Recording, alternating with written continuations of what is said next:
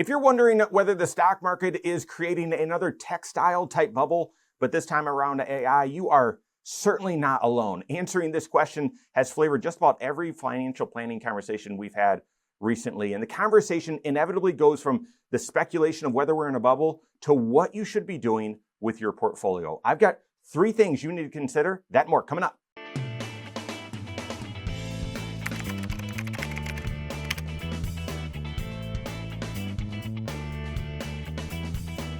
Whether you're just dabbling in AI or have fully embraced it, there is no question it has absolutely impacted the economy, our everyday lives, and certainly the stock market. Right now, we're just past the 3-year anniversary of ChatGPT being released late in 2022. I remember the day that it was released because we were actually recording our weekly 1-hour talk show that airs right here on this channel every Saturday morning. We were recording it the day after ChatGPT coincidentally launched. And I remember asking the guys, okay, did you sign up? Do you even know what it is? I had no idea. But since then, it wouldn't be too big of a stretch of the imagination to say that since that time, since ChatGPT was released, it's really been AI primarily that's been driving this significant market advance. Go back to 2022. It was a terrible year as an investor. And I know we started the year where stocks were expensive, but from January until October, November, markets were just grinding lower and lower. And coincidence or not, the market really bottomed at the end or in the fall of 2022, around the time ChatGPT was released. And we had an unbelievable year in 2023, an unbelievable year in the markets in 2024, and 2025 has surpassed just about everyone's expectations. Is it possible, though, the market has gotten a little bit too hot? You know, one of my go-to charts to determine whether the temperature has gotten a little too hot in the market is this forward price to earnings ratio of the S&P 500. And this shows the past 30 years of the price of the S&P 500 or the price of the stock market compared to the underlying earnings. Because ultimately, guys, it does all depend on the earnings. That's what determines the value of a company. Are they profitable? Are those earnings growing? So comparing the price to the earnings helps us know, well, has the price gotten ahead of the earnings? Has it outpaced it? And you can see here in this chart, the peak that we had during the tech bubble, that was a bubble. Stocks were expensive. How cheap stocks were during 08, and then how expensive they were in 2022, like I just mentioned. And if you're a fan of the Wise Money Show, I just was talking about this a few weeks ago in a video that, yeah, we are now at the second most expensive level in the stock market in history. So that validates the concern that we may be in a bubble, but it doesn't assure that we are in one. It's very, very possible that the market can grow into this and that we are on the verge of an AI revolution. We just won't know. Only time will tell. So yeah, let's bend the question. Instead of speculating as to whether we could be in a bubble or not, let's shift to, well, what should you be doing in your portfolio? What adjustments or strategies should you be using to help capture continued growth if we see it, but also protect on the downside just in case we are in an AI bubble? Well, it all, of course, has to start with diversification, but diversification is more difficult right now than it's been in the past. In the old days, if you held an exchange-traded fund or a mutual fund, you were diversified just within that fund. It was diversified, that you had, a few hundred or even a few thousand investments just in that one fund. And if you added a few other complementary funds to it, you're diversified. You're spread out.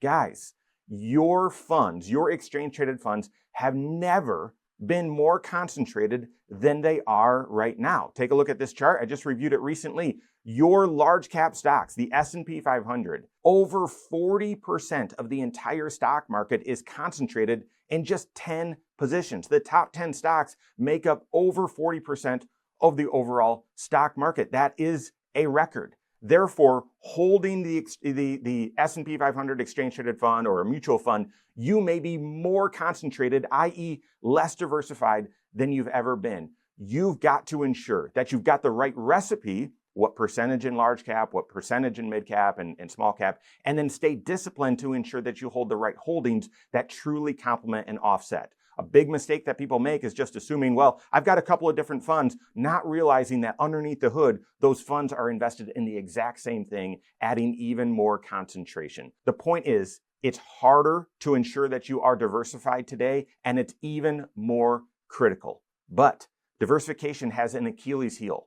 When it's possible, even though you don't have all your eggs in one basket, that all those baskets move in the same direction at the exact same time. Because of the concentration, because of the way the market's moving right now, it's possible. If we are in a bubble or if the market goes risk off, all of those different pieces, all those different baskets, the correlation, the concentration, they will move to one and they will all shift. They will all move down at the same time. Right when you want diversification to help out, it doesn't show up. Therefore, it's critical that you consider adding a couple of additional pieces to ensure that when you need that protection, you've got it there.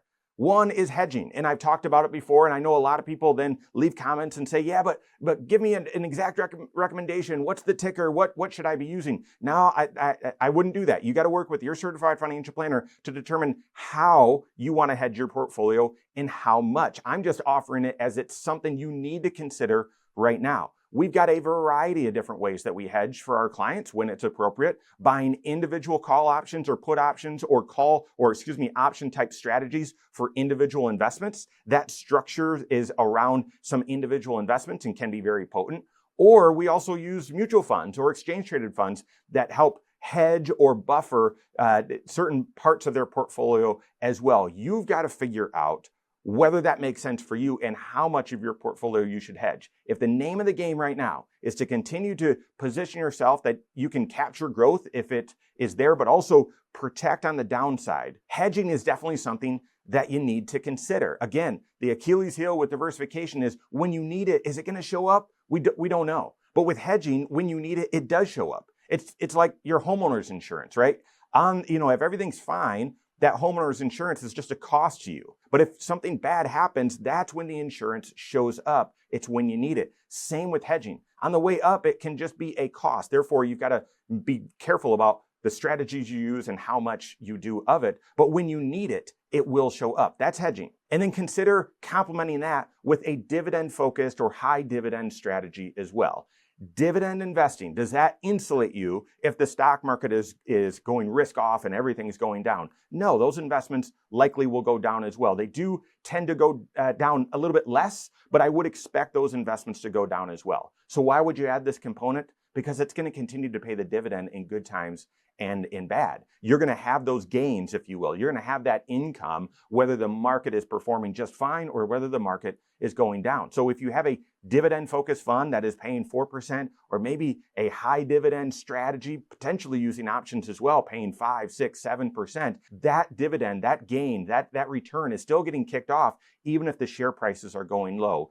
If you have a diversified portfolio and then complement that with hedging the right amount of it and dividend-focused investments, that can help you participate in the upsides if the market continues to give that to us, or help you in a defined way, more defined way than diversification alone, protect on the downside in case we do find ourselves in a bubble. Work with your certified financial planner on that. Your investment strategies, and I mean that plural, your investment strategies, it can't just be diversification. Your strategies need to fit with your overall financial goals and your financial plan. Ensure you're taking the right level of risk and that you're protected if we are in fact entering or already in an AI bubble. Work with your CFP on that. If you don't have a CFP on your team, you can contact one on my team. Find us online, Korhorn.com. That's Korhorn with K, wisemoneyshow.com. You can find us there as well, or give us a call, 574-247-5898. All right, there you have it. Go out and take your next wise step in your financial life.